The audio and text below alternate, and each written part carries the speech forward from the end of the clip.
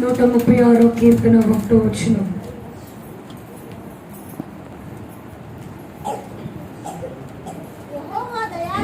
యెహోవా దయాళుడు, ఆయనకు కృతజ్ఞతాస్తుతులు చెల్లించుడి.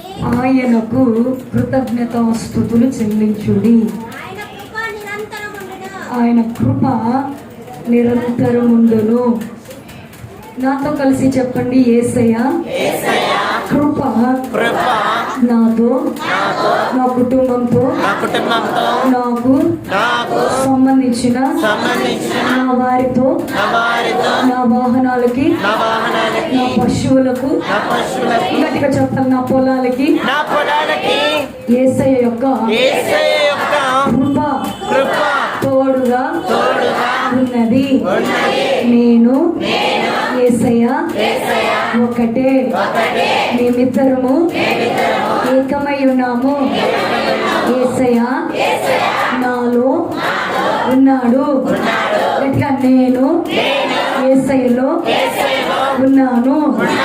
నేను ఎక్కడ ఉంటే అక్కడ యేసయ్య నాతో ఉంటాడు.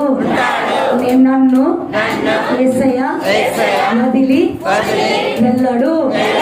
కనుక రాబోతున్న 2024వ సంవత్సరంలో యేసయ్య నాతో, నా కుటుంబంతో ఉన్నాడు. యేసయ్య నాతో కలిసి భోంచేస్తాడు. నాతో కలిసి మా ఇంటిలో తిరుగుతాడు. నాతో కలిసి ఆనందిస్తాడు. నాతో కలిసి నిరంతరము ఉంటాడు. కాబట్టి యేసయ్య నీకు వందనాలు, నీకు స్తోత్రాలు. హల్లెలూయా. ఈ సంవత్సరం ఎంతమంది వాగ్దానాలు తీసుకున్నారు? అలర్ట్గా ఉండాలి. ఒక 10 నిమిషాలు చెప్తాను. ఈ సంవత్సరము 31వ తేదీన రాత్రి 12 అయిన తర్వాత, వాక్యం అయిన తర్వాత, ఆరాధన అయిన తర్వాత ఎంతమంది వాగ్దానాలు తీసుకున్నారు? అంటే మిగిలిన వాళ్ళు ఎవరు తీసుకోలేదు. ఇక్కడనే కాదు, ఎక్కడైనా, ఏ చర్చిలో అయినా, ఎక్కడైనా. దాన్ని మళ్ళీ టాపిక్గా మార్చొద్దు. ఇటు ఇటు ఇటు ఇటు చూడాలి, నేత్ర ఇటు చూడాలి. ఎంతమంది వాగ్దానాలు తీసుకున్నారు? తీసుకున్న వాళ్ళందరూ చేతులు ఎత్తండి. అందరు తీసుకున్నారా? మీ వాగ్దానాలు మీకు గుర్తున్నాయా? చెప్పండి, ఒక్కరు చెప్పండి. మీ సంతానం ఇసుకవలే విస్తరింప చేసేదను. సంఘ వాగ్దానమా? మీ వ్యక్తిగత? Good. Amen. Good. Amen. Very good. Good.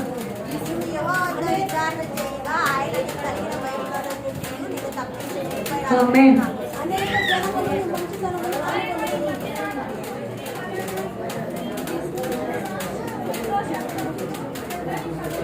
Good. Very good. ఓహో, గుడ్.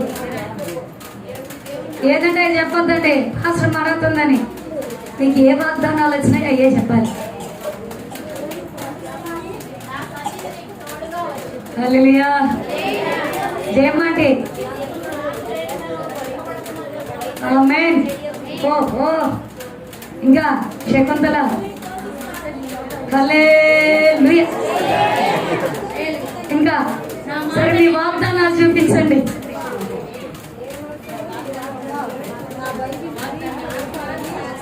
హల్లెలూయా. వాగ్దానాలు చూపి. ఏమయ్యా? ఒక్క నిమిషం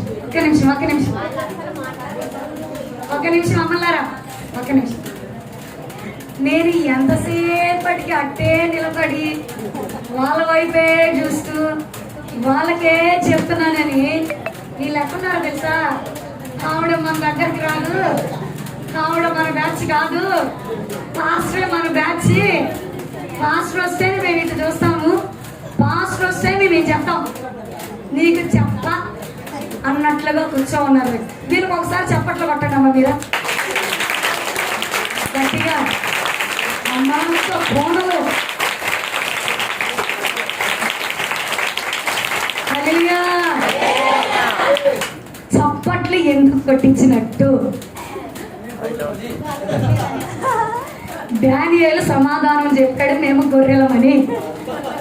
ఒక క్వశ్చన్గా ఆన్సరు, మీరు ఎందుకు చల్లం లేకుండా రాయిలాగా కూర్చున్నట్టు?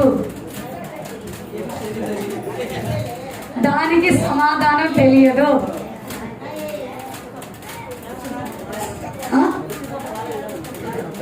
ఒక అన్న చెప్పినాడు, వచ్చే సంవత్సరం మేము రాలేదు కాబట్టి మేము రాయిలాగే కూర్చుంటాము. ఇంకా బాలన్న అయితే సమాధానం చెప్పండి. హల్లెలూయా.